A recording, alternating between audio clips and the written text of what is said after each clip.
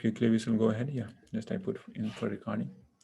So yeah, so we had been going ahead with our different chapters. Hopefully, it would be a very wonderful journey for all of us, learning journey for you as well as for me, because that's the way to imbibe and practice the teachings what Lord Krishna has given in Srimad Bhagavad Gita. So in the chapters ahead, he tells about the discussing about the words what he has told. That's bring great pleasure amongst the people, those who are actually engaged into those activities. So that's a really very great source of pleasure for me, and hopefully for all of you, to discuss together Bhagavad Gita. And slowly some more of our friends are will be joining soon. So without wasting much time, we shall go ahead with our Bhagavad Gita, the fourth chapter discussion. I'm quickly going to share my slides. So yeah.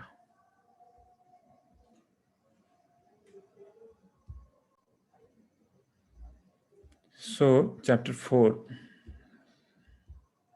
So in chapter 4, we shall be having this discussion of recap. We shall have a little bit recap of the previous session, the third chapter. Then we shall have chapter overview. Then chapter contents, what are the things we are going to discuss, the whole chapter. And after that, some live lessons, of course, in between. And after that, at last, chapter summary. So in previous chapter 3, we shall have so many discussions. So before that I start, I just want to invoke the blessings of great acharyas and Supreme Lord Hari, and hopefully you could also join me. Okay, so let's have a small little prayer. Om Ajnanatimirandhasya Jnananjanashalakaya Chakshurunmilitam Yena Tasmai Shri Guruve Namaha. Shri Chaitanya Manobhishtam Sthapitam Yena Bhutale Swayam Rupa Kadamahyam Dadati Swapadantikam. Jaya Shri Krishna Chaitanya Prabho Nityananda Shri Advaita Gadadhar Srivasadi Gaura Bhakta Vrinda. Hare Krishna Krishna Krishna Hare Hare Hare Rama Rama Rama Hare Hare. Hare Krishna. So with blessings and approval of Acharyas and Supreme Lord Krishna, now we are on set of discussing this chapter 4, which is also termed as Transcendental Knowledge. So let's go ahead. So in chapter 3, we had discussion about from first sloka to ninth sloka, we had discussion about work. So where Arjuna don't want to work, Arjuna don't want to fight. So Krishna is telling how it's better for you to fight. So he gives different logics. And in that, at last we saw the life lesson was working is better than renouncing work. Just for the sake of imitating others, we should not just leave the work and do something else. Okay, so whatever our prescribed duty is, that's better than just not doing our prescribed duty. Then we saw in 10th till 16th sloka, human life is meant for sacrifices, for higher causes. So human life is far better and far distinguished from other lives of animals. So where we see animals also having different skill sets, so that it gives the sacrifice, it contributes for the society. But we see for the human life have the option whether he want to sacrifice for the society or not. But Krishna points out that human life should be there for sacrifice. So how to sacrifice that? Ultimately, if we work, and if we are not working for the sake of Supreme Lord, then what happens? That work creates bondage. That's what there was a fear of Arjuna. That, okay, Krishna, you are telling me to fight, but if I'll fight for my sake, just like Duryodhana is also fighting from other side for his own sake. So if you think I will also work like that, so that will create a problem, that will create so much sinful activities. So then Krishna also telling in that regard, so you must fight for yajna. You must fight for yajna.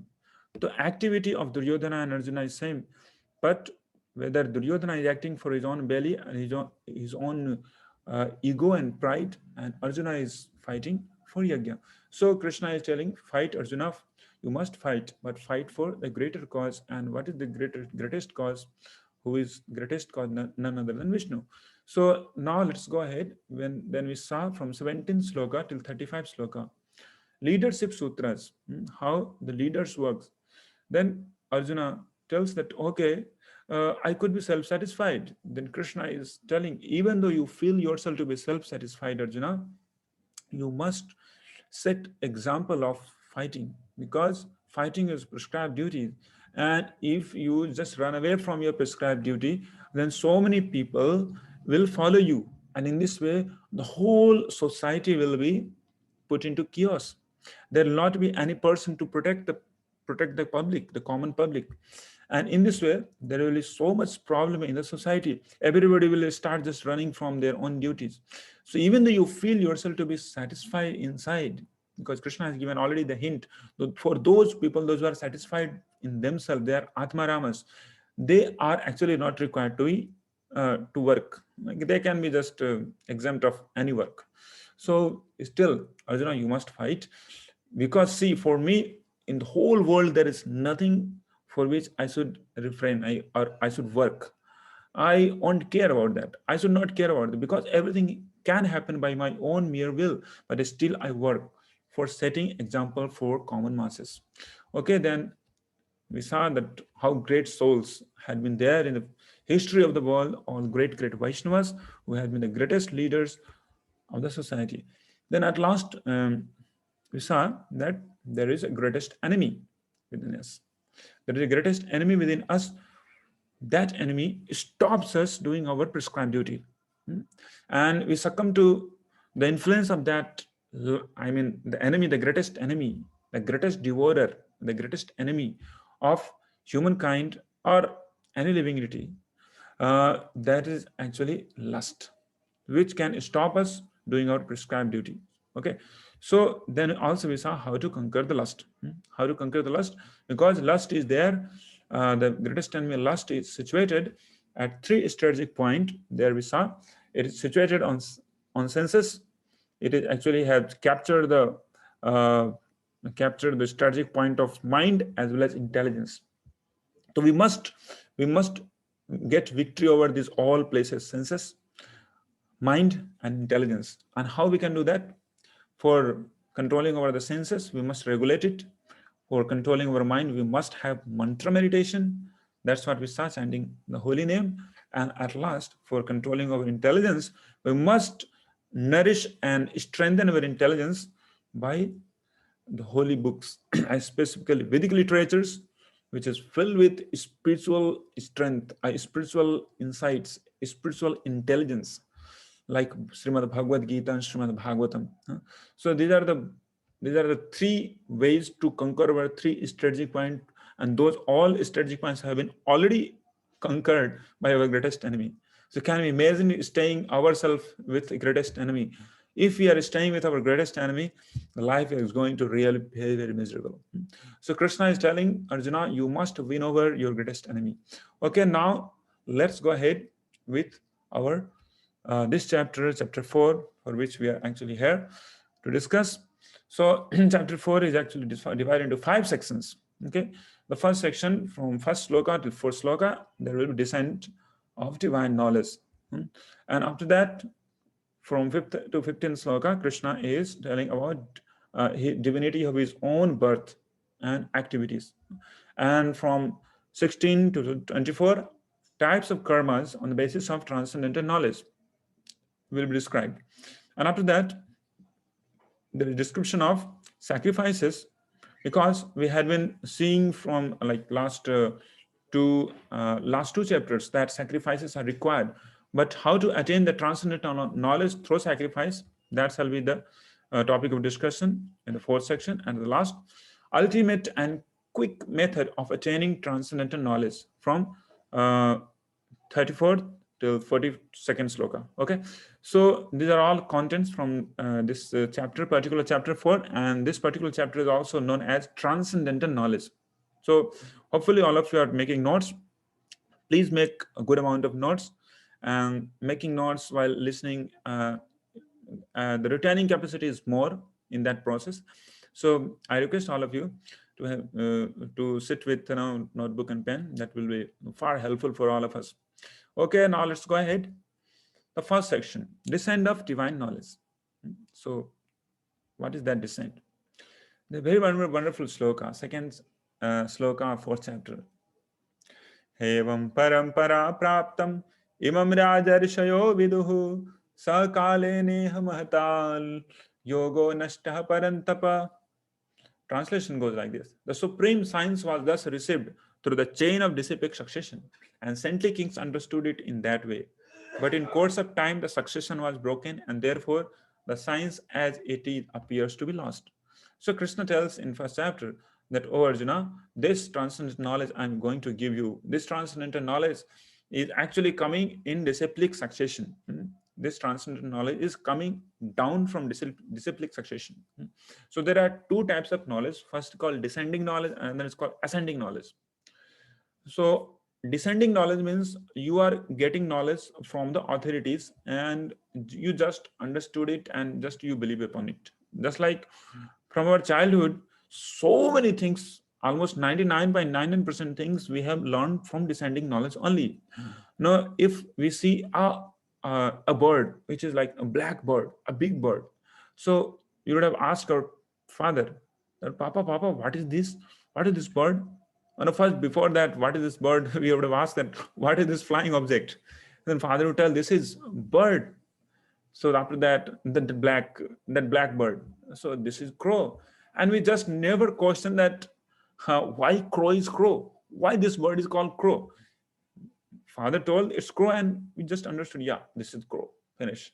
So the particular object has been just get coupled with particular name, and it remains there for whole life. So this is the way of descending knowledge, and this transcendental knowledge is also achieved through descending knowledge on descending way only. So what is the descending way? Krishna tells that this particular knowledge I gave some millions of years ago to the sun god Vivaswan. There is sun, of course, we see every day, and there is a person, there is a ruler, the king of that sun. So it doesn't actually view where it doesn't actually the fact that sun is sterile. I mean, sun is the place where nobody stays. Sun is also a very wonderful place where people stays with a very specific type of body, fiery body. Okay, so that place, there is a sun god. As we see here in our earth also, there are different heads of different states. Similarly, there is the place, and there is a king of the whole sun, and his name is Vivaswan. So Krishna tells that I gave this knowledge to sun god Vivaswan. Imam Vivasvate yogam praktavahan aham abhyam. So I gave this knowledge to Vivaswan, and Vivaswan gave knowledge to his son Vivaswan Manve Praha. Vivaswan gave this knowledge to his son Manu, and Manu gave this knowledge to his son, and his name is Vivaswan Manve Praha Manu Ikshvaku. His name is Ikshvaku. So, and Ikshvaku gave knowledge to his son. In this way, in the line of descending disciplic succession, this knowledge was brought. So now, in the same purpose, Srila Prabhupada points out what could be the time in the history when Krishna would have given this knowledge, this particular knowledge to sun god Vivaswan. So let's see ahead the time calculation. Okay, so the whole time calculation we shall be seeing very scientifically. It has been presented by Srila Prabhupada, the whole time cycle, and now we see Kali Yuga. This is the age in which we are living. This Kali Yuga is having tenure of 4,32,000. Okay, and this Kali Yuga had just started 5,000 years ago. So we have just passed 5,000 years of Kali Yuga. Okay, so that you can see here, the black portion, the black arrow is Kali Yuga. That's going to go ahead for next 4,27,000. That's 5,000 we have passed. And before that, we have Dwapar Yuga. That's just double of Kali Yuga. that 8,64,000. And before that, we have Treta Yuga, that's just triple of Kali Yuga. You can see here, almost 12 lakh. And similarly, then after that, there could be Satya Yuga. So Ikshvaku was there in Treta Yuga. Okay. So this could be the time Manu had told this knowledge to Ikshvaku. We can find out here. How many years? 20 lakhs years before Manu had been telling this transcendental knowledge to Ikshvaku. Quite big year, right? Just some few years only people start forgetting things, but 20 lakhs years. And then we see what is the time, I mean, the life tenure of Manu.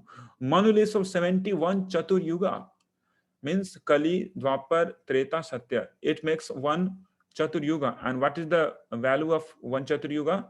That's here, 43 lakh. 43, almost 43 lakhs years. So if you multiply with 71, that's 71 Chatur Yuga Manu lives, then it comes some around this much. Around 12 crore years ago, at least 12 crores years ago, Krishna had given this knowledge to sun god Vivaswan.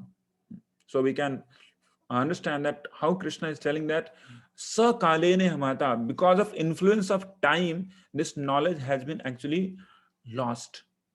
Knowledge has been lost. So slowly, when time passes, the knowledge, the transcendent knowledge, slowly, it just get lost. So this is quite natural, right? But for that purpose only, Krishna tells that I'm going to tell you the same knowledge, Arjuna. I'm going to tell you the same knowledge to you because you are my very dear devotee and you are a friend of mine. Okay, so this is the two qualification to get this transcendent knowledge. Why Krishna is telling this knowledge to Arjuna? Because Arjuna is not envious of me. This non-enviousness towards Supreme Lord is actually the qualification to attain the transcendental knowledge. Okay, so Anusuyave, Krishna is telling you are non-envious to me, you are my devotee, as well as you are very dear friend of me.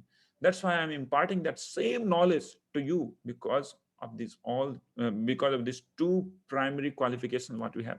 Okay, so now Arjuna know it very well. Krishna is Achyuta, Krishna is Rishikesha, Krishna is Parabrahma. But for our sake, he is asking very, very intelligent question. What he's asking? Oh Krishna, how it could happen that you are just contemporary of me? We had been just like being together. We have been born. Almost together, right? But how did you give this knowledge to Vivaswan? Vivaswan had come long years before, crores of years before. Since then, he is just brightening the whole sun. And so since the time the sun is existing, the Vivaswan is also there. So how did you give that? In fourth sloka, he tells. So now from section 2, Krishna takes up this question of Arjuna and clears all the doubts about his births, his activities, what is all about him. Okay, so from 5th sloka till 15th sloka, Krishna takes up this question of Arjuna, that how he is able to give this knowledge to Vivaswan, who is seemingly born long years before. Okay, so now this is very, very important sloka from this chapter, and of course from whole Bhagavad Gita, one of the very important sloka. So we are going to recite together. Hopefully all of you would also be joining. Okay, so let's go ahead. Janma karma chame divyam evam yo vetti tattvataha taktva deham punarjanma naiti mameti so Arjuna. So translation goes like this. One who knows the transcendental nature of my appearance and activities does not, upon leaving the body, take his birth again in this material world, but attains my eternal abode, O Arjuna. Okay, so it is just a key sloka, and before this there are two other slokas in which Krishna tells what is the actually qualification or quality of his appearance and activities. Okay, so there are 5 lotus petals of qualities of Krishna. Okay, so 5 lotus petals of divinity, right, of Krishna's appearance and his activities. Okay, so Krishna appears in the same transcendental body. That's what the first thing Krishna tells to Arjuna. Oh Arjuna, You and me had come into this world for many, many times. But you always forget everything from the previous life, but I never forget. Why? Because you always change the body, but I don't change the body. Okay. So now whatever we have been there, whatever we are remembering in this life, everything is like, just because we are a type of a chain of same body, right? We are in the same sequence of body, even though internally we are also changing the body, but still we are able to remember some few things from last 4 or 5 years, but still many things we are not able to remember. But for Krishna, it's not like that. Krishna doesn't change his body. Krishna's body is transcendental. So that's what he's trying to establish it here. That seemingly you feel like I'm like you bodily, but I never change my body. I come in same transcendental body. Okay, so that's what we could know when Krishna appeared in the in the prison of Kansa. There we saw that he came with 4 hands and having counsel, the flower, lotus flower, the Sudarshan chakra, everything. And he is soliciting his parents, and parents, please don't cry. Please don't cry. I had appeared. I have just appeared just to mitigate all your problems and problems of the whole world. So in this way, Krishna appears. But we won't appear like that because we appear by the supreme will of nature and God. And we won't appear by our own will. But Krishna appears by his own will and in his own transcendental body. It behooves that he is appearing just like us, but for the fools only. But those who are actually seers, those who are actually having the vision of Shastra, vision of divine knowledge, they know Krishna as he is, means in the transcendental form. Okay, now let's go ahead to the second petal of Krishna's divinity. What is that? Krishna knows all past and future because of this. Owing for him to be having this transcendent body, Krishna knows all past and as well future. We forget about, we don't know what had happened yesterday.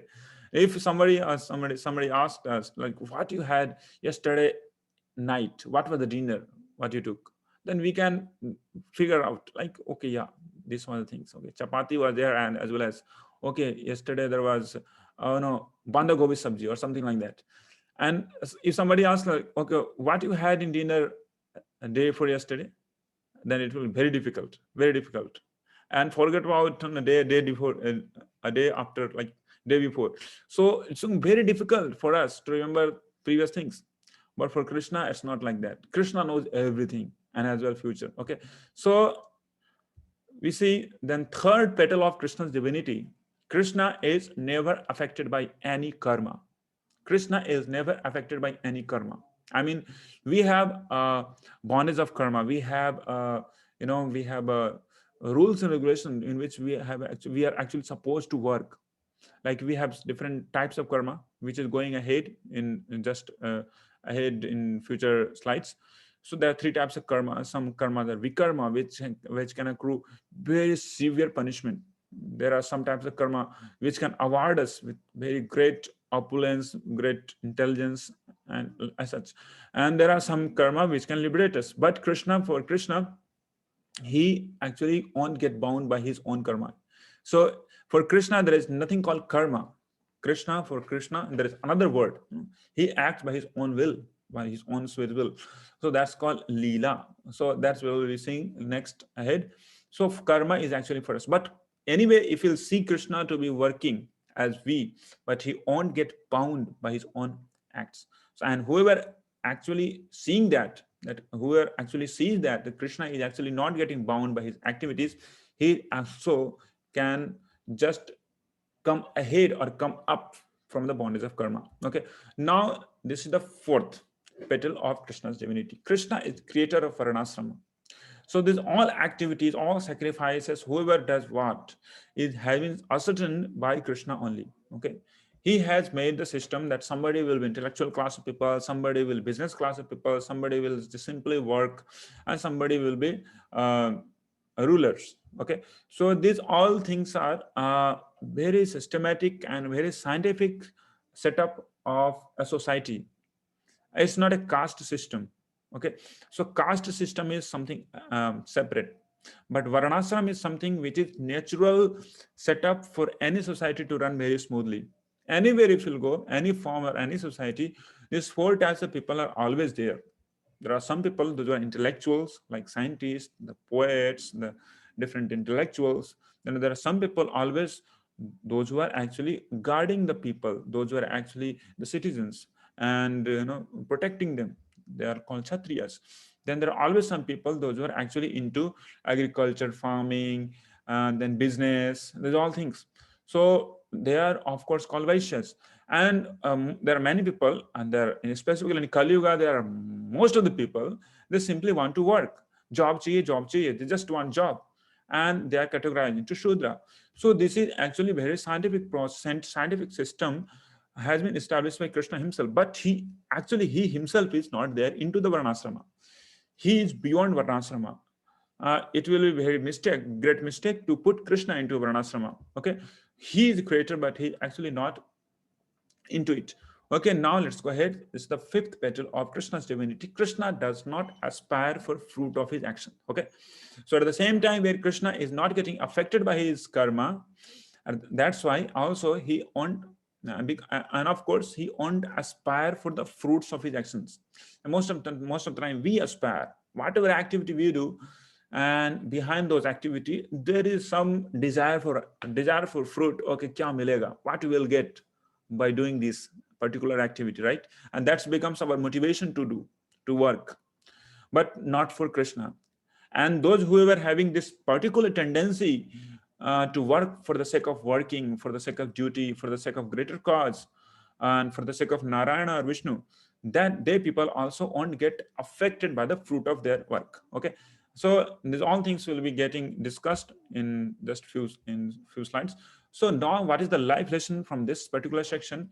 We should never consider Krishna to be one amongst us. Okay, we should never consider Krishna to be one amongst us, or even Superman. Some people, they consider Krishna to be Superman, or extraordinary person, or a hero, or a type of leader who appeared in the history of the world. Uh, but he is the supreme personality of Godhead. This is what the mistake done by a famous person, Duryodhan. When Krishna went into his into his palace as a peace-making person, or ambassador of peace, but this fellow thought Krishna to be any other guy, uh, his ally. So what did happen? He ordered that, please catch this fellow, catch this coward man, coward boy. He's speaking too much. I will show him what is my position. So immediately Krishna showed a Vishwarupa to him by his great causeless mercy. So many people still in this world, they actually commit this mistake of understanding Krishna to be one amongst them. Okay, so that we should never commit that. Okay, now let's go ahead with our this in particular section only. What are the purposes for which Krishna appears? Okay, that is very famous sloka which most of us we know. Seventh and eighth sloka of fourth chapter. Yada yada hi dharmasya glanirvhavati bharata abhyuthanam adharmasya tadatmanam shyamiham paritranaya sadhunam vinashaya cha duskritam dharma sanstapana arthaya shambhavami yuge yuge. So Krishna comes specifically for three purposes. Okay, so what is that? First purpose is called to protect his devotees. Paritranaya sadhunam, to protect my devotees I come. And second, he comes to vinashaya duskritam, for those who are duskritinous or the miscreants, to curtail them down or to just annihilate them. So Krishna comes also for that purpose.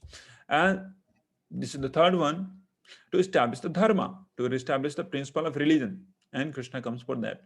And I've just given the symbols of different different symbols of in the hands of Supreme Lord, because these are the things which are usually used for doing particular this type of objectives. Okay, so now let's go ahead. So what is the result of knowing Krishna's divinity, of Krishna's Janma and Karma? This is very interesting. Okay, so what is the result of knowing, knowing Krishna's divinity, or Krishna's divinity of his Janma and Karma? So in from 9th sloka till 10th sloka, Krishna describes that. If somebody knows, like whoever knows that Krishna won't get affected by karma, that what I've already discussed, he also won't get affected by his own karma. Okay. So Krishna tells that whoever knows me to be unaffected by karma, O Arjuna, that person also won't get affected by his own karma. Okay. So now second section is what? Relief from repeated birth and death. Anybody have come to know that Krishna is divine in Krishna's activity, Krishna's appearance is divine, not like us. He actually, in very future, very near future, he's going to get relieved from repeated birth and death. That's what we saw just previously, that particular shloka, Janma Karma Chame Divyam. Then third is entrance into eternal Dham Goloka. That's quite very interesting. Anybody knows Krishna as it is, then Krishna let that person come ahead, and after ending the repeated cycle of birth and death, he welcomes him into his own abode, into Vaikuntha, and that too in the topmost of the top Vaikuntha, Goloka Vrindavan, where that person don't need to get again repeated birth and death. He remains in the company of Supreme Godhead, eternally in his own youthful, ever fresh, ever new form. Okay, so this is that particular. Isn't it interesting? Everybody of us should have this desire to attain to that particular abode. That's what is actually we are seeking for. Nobody want to die. Nobody want to grow old. Nobody want to get disease.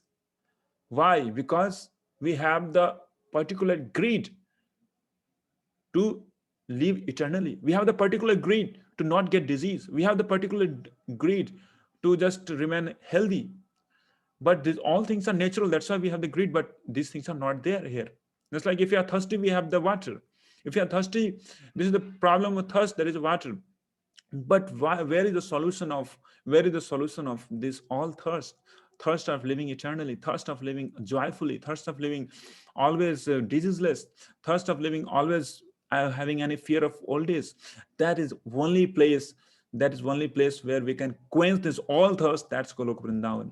Okay, so welcome all of you, and I invite you on the behalf of Supreme Lord Krishna to know about his divinity of Janma and Karma activities and appearance, and we can approach that particular stalwart, that exalted abode of Supreme Lord Krishna. And the fourth, last but not least, is revival of forgotten love toward Krishna. Okay, that's what it happens even before entering into his own dham or in his own abode. That living entity have his dormant love towards Supreme Lord. Every living entity that gets revived by knowing his divinity of Janma and Karma. Okay, now let's go ahead. So, what is the life lesson? Life lesson is we must or we should try to know very meticulously about nature of different activities and pastimes of Krishna. Just that knowledge can bring perfection in all of our lives. Okay, now let's go ahead into third section. Okay, the third section talks about different types of karma.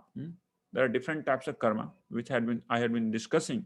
That the different types of karma which human being accrue. The human being actually perform these different types of karmas, and seemingly Krishna also perform, but his activity cannot be told to be karma. Okay, so now what are the activities for the human being? We are talking about the human being's karma now. Okay, so that is discussed from 16th sloka till 24th sloka. Different types of karma on the basis of knowledge, transcendental knowledge. Okay, now let's go ahead. What is that? So there are three basic types of karma. First one is called karma, just simply a karma. Okay, second is called vikarma, and third one is called akarma. Okay, so quite very simple: karma, vikarma, and akarma. So karma is what? Karmas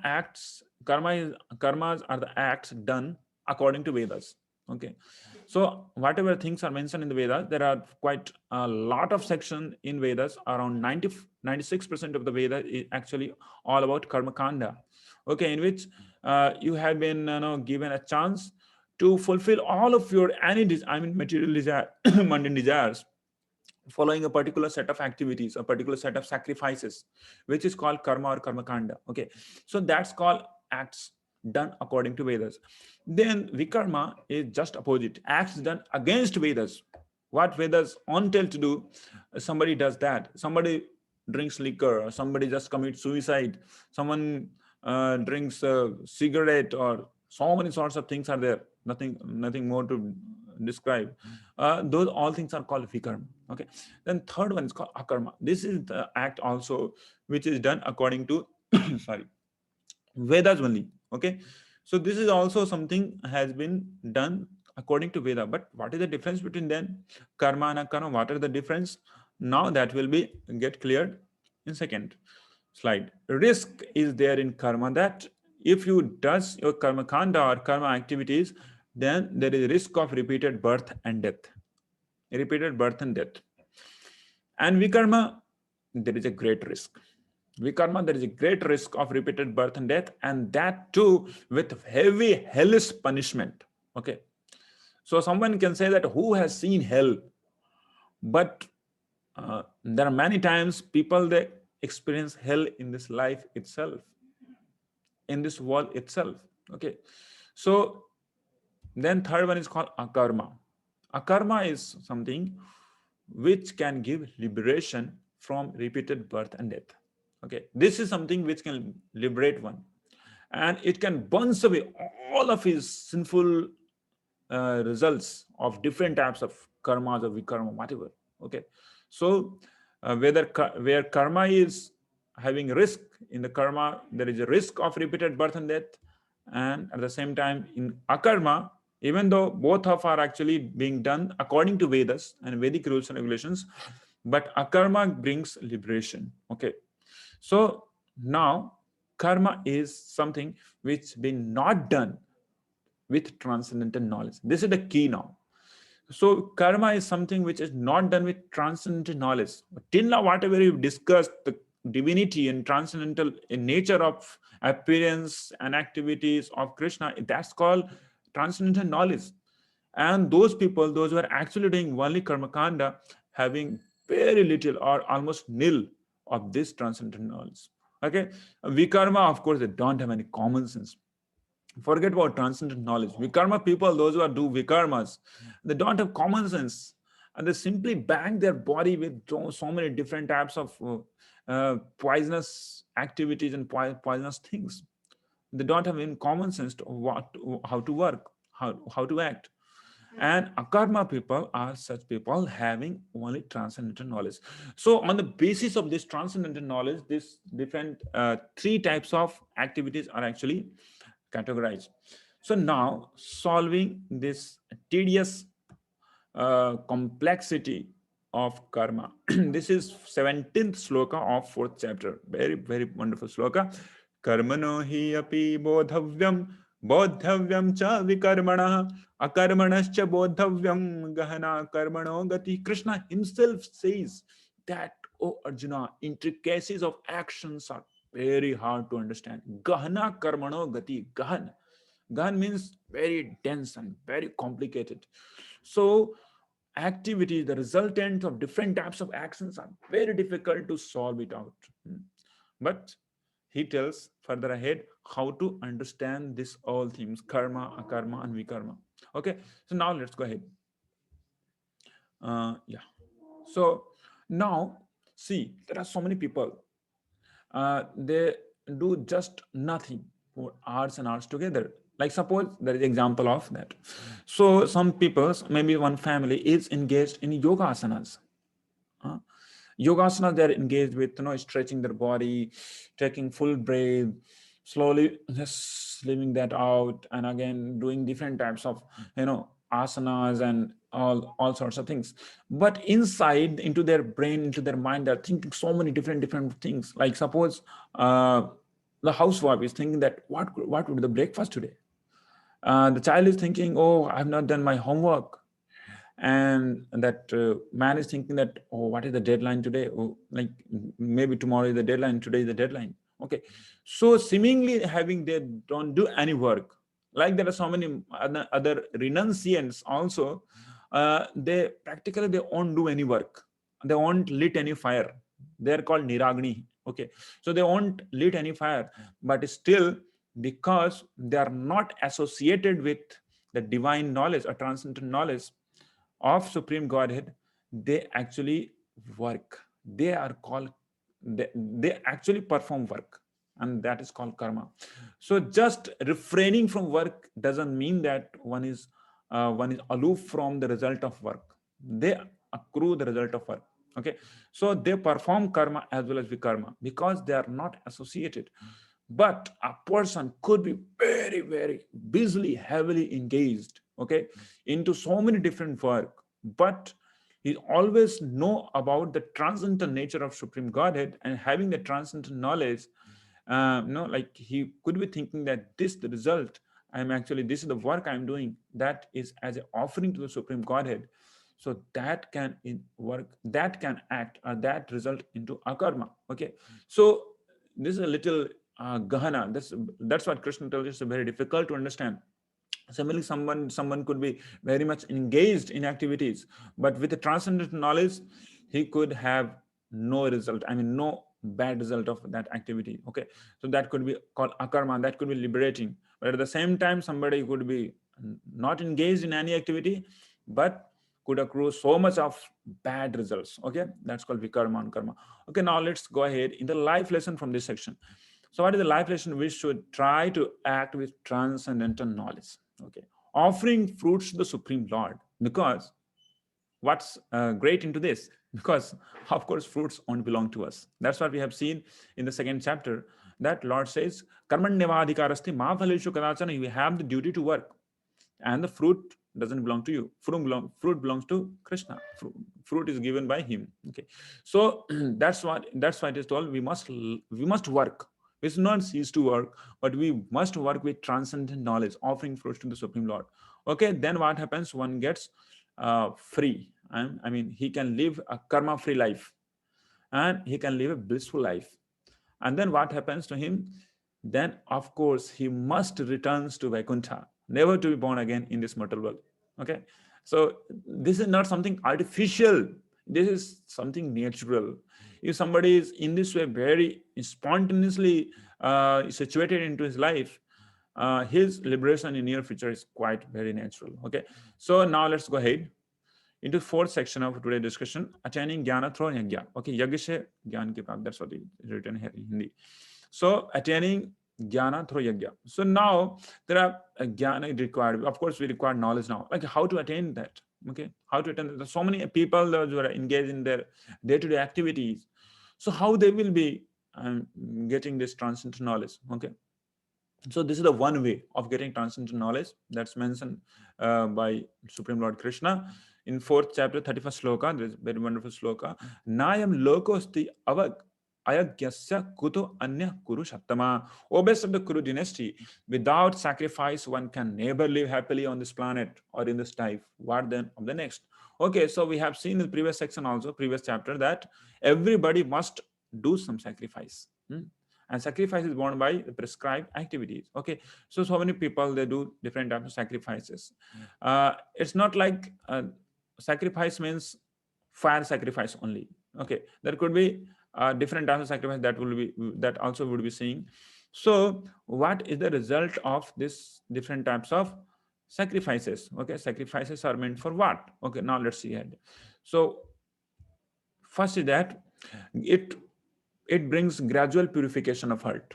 Okay, the sacrifices gradual purification of heart. It cleanses the sinful reactions. Then sorry, it gives happiness in this world, and slowly one gets advanced toward spiritual credits through these sacrifices, and slowly one proceeds toward transcendental knowledge. Okay, so in every karma kanda yajnas, this mantra is quite very often told.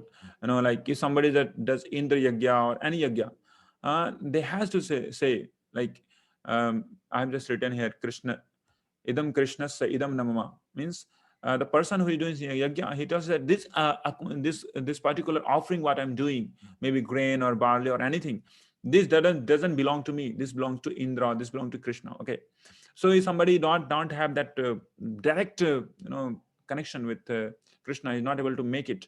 But of course, before any fire yajna, fire sacrifice, Krishna's names are invoked. Okay, so ultimately he is the Yajnapati, or the chief. The chief person of the yajna, chief enjoyer of that result of yajna. Okay, so then it is told swaha. Swaha means what? Swa means my own self, and ha means negation. Okay, swaha means I sacrifice my own selfishness. Okay, so that's called swaha. It's not that swaha means just put everything in the fire. Okay, as usually people they have this notion, but swaha means I sacrifice my false ego. I sacrifice my own belonging. So it doesn't belong to me. It belongs to Krishna. It belongs to that particular deity. Okay. So in this way, slowly, slowly, one attains to the transcendental knowledge. Okay, but this way of attaining transcendental knowledge is quite very, very slow, very slow. So it doesn't mean that sacrifice means only fire sacrifice. There are different types of sacrifices which I did mention. Like suppose somebody is a householder, for them sacrificing is sacrificing the sense objects in the fire of senses. Okay, somebody is a student, somebody is a brahmachari, for him sacrificing hearing process in mental control, he must control his mind. So in this way he can this is his sacrifice. If somebody is different worshippers of different gods, they're sacrificing different goods, I mean it actually would be goods, so just little mistake here. So different goods, different items to the demigods, different gods. So then when I say gods, it doesn't mean that supreme god. Okay, so that's called a small jury god. So sacrificing the identity and Brahman for those who are actually Gyan yogis. For those who are Dhyana yogis, sacrificing mind, senses, and life breath in the fire of control mind. And for the bhaktas, they sacrifice three things: word, action, and mind. Mind, word, and action into the service of God.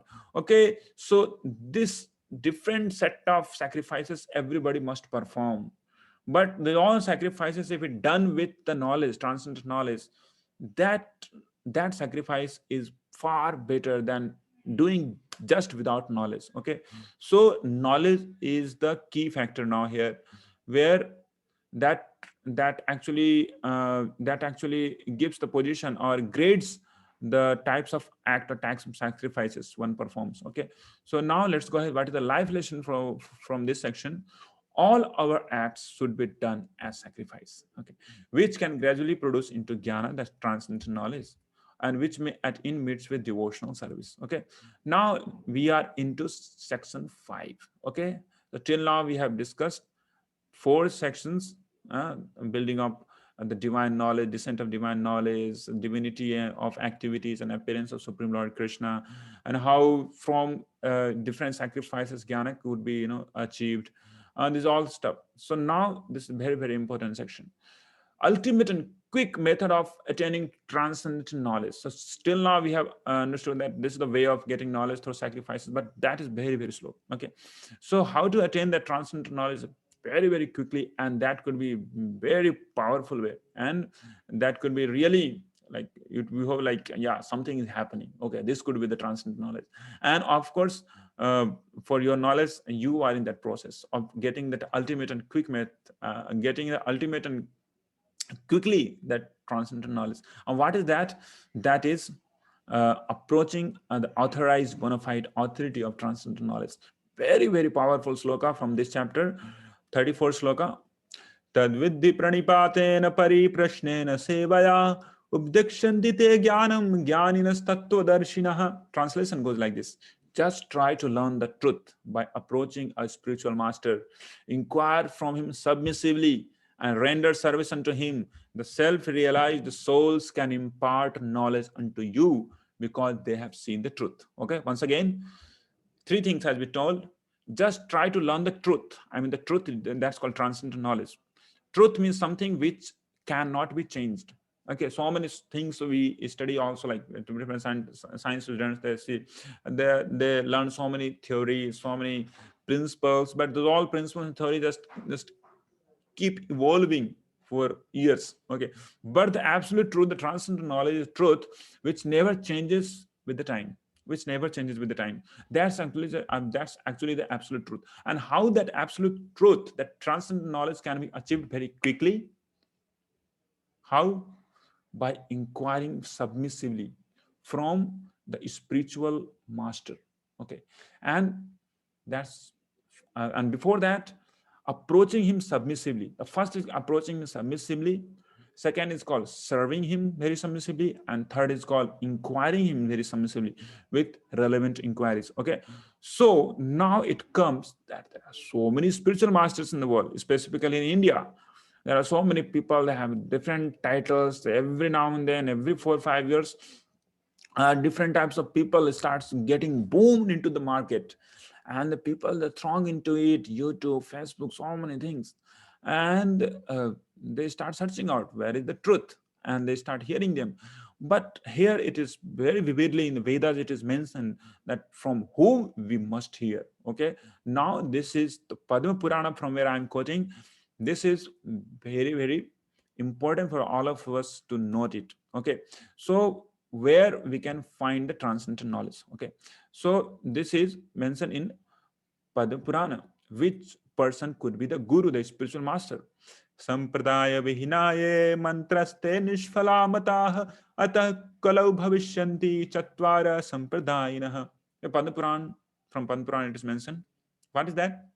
Without authorized sampradaya vihina hai.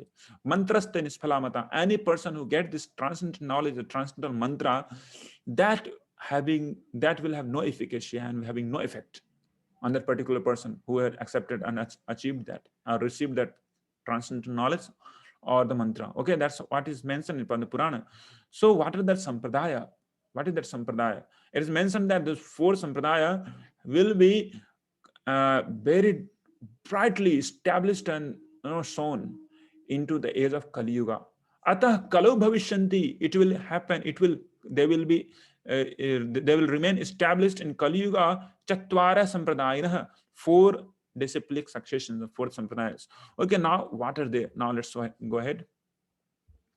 So what are those 4 sampradayas which are mentioned? Just next sloka. Shri Brahma Rudra Shanaka Vaishnava Chiti Pavanaha Chatvaraste Kalau Bhavya Hi Utkale Purushottamat. It's mentioned these would be succession of Lakshmi, Brahma, Rudra, Sanaka Kumara. These are the 4 disciplic succession which will be established in Kali Yuga for propagation of transcendental knowledge, and they will spread their influence from a particular place that's called Utkala. Utkala is what? Utkala is nothing but Odisha. Okay, so Odisha, another name is Utkala. And from in Utkala, where Purushottamat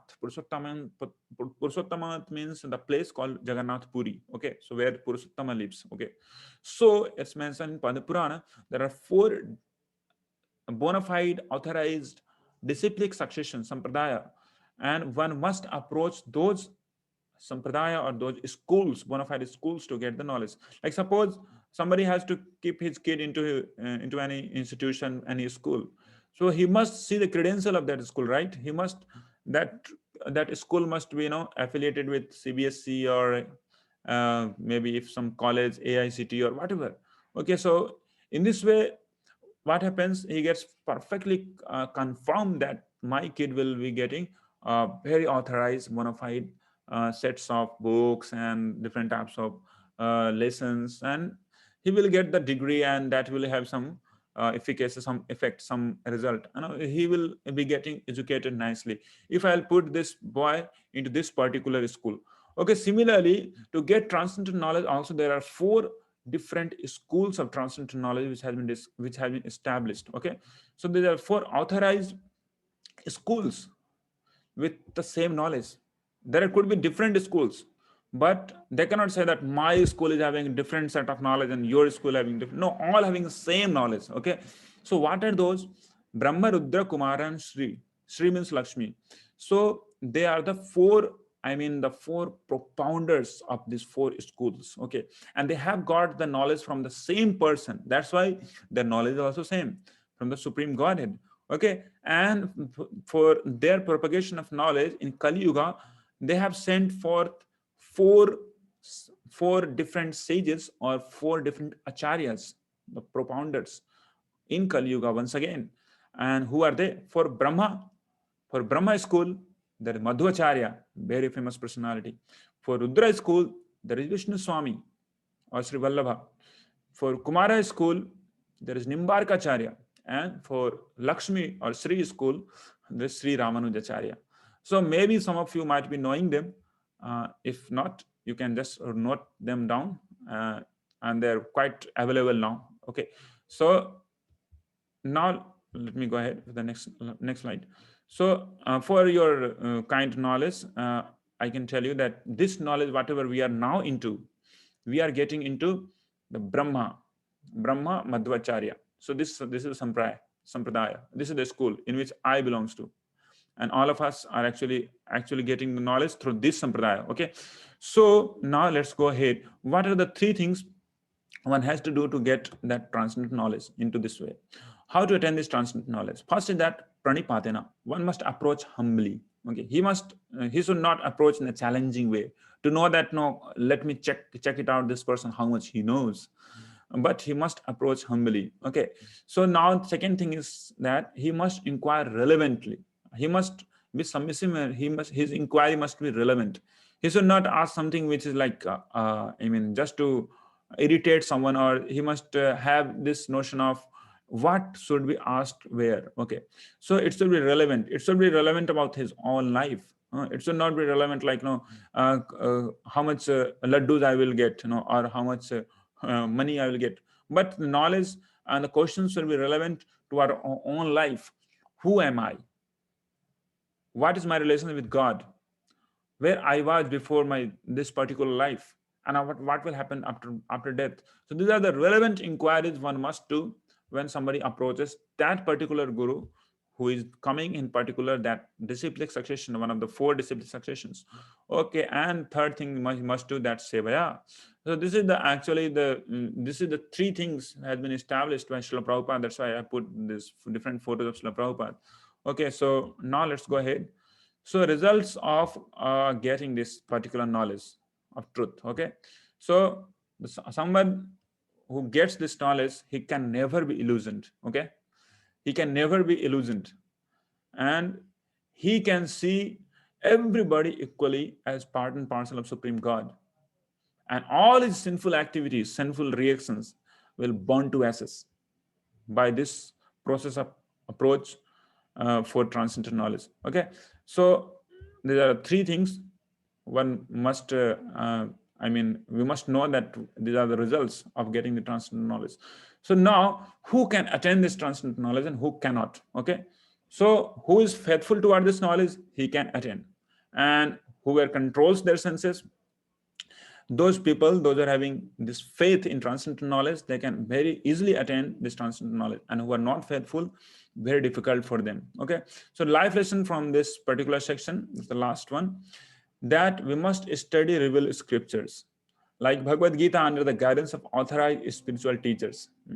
Then only we can actually get the essence of those all literatures. Otherwise, we can just keep reading and reading without getting any tangible results. Okay, so that's what from today, and we are just got finished with our last section of 50th section of today's discussion, and we are into our summary. Okay, so far we have discussed first section. We discussed about descent of divine knowledge, then we saw divinity of Krishna's birth and activities. So we must know that Krishna is not like us. Krishna is not like us. So Krishna, knowing about Krishna, gives a very wonderful result. That's called transcendental knowledge. Okay, so understanding Krishna can actually give someone like ultimate success of his journey of material creation, going from different species, going from different phases of life, maybe different planetary systems. So all that can be finished just by knowing Krishna as it is. Okay, so now we saw in the 4th section, our acts should be for sacrifices. That is glorious. Otherwise, for belly, anybody work. Even dog also work for his own belly. What's great for him? Okay, so but for the human beings, one must act for sacrifices so that he could get the transcendental knowledge slowly. Okay, now then next comes, we must approach a bona fide authority to get the transcendental knowledge in a quick way. Okay, so now Thank you so much, all of you, for being really very much patiently hearing this all 1 hour discourse. It's exactly 8 o'clock now. So thank you so much, all of you. And I request all of you to go ahead with the quizzes and different slokas that are being sent to you by Som Sundarji. So let me just check it out. What are the different chats here? Yeah. Okay. Yeah. So thank you so much, all of you, once again. Hare Krishna. Good night.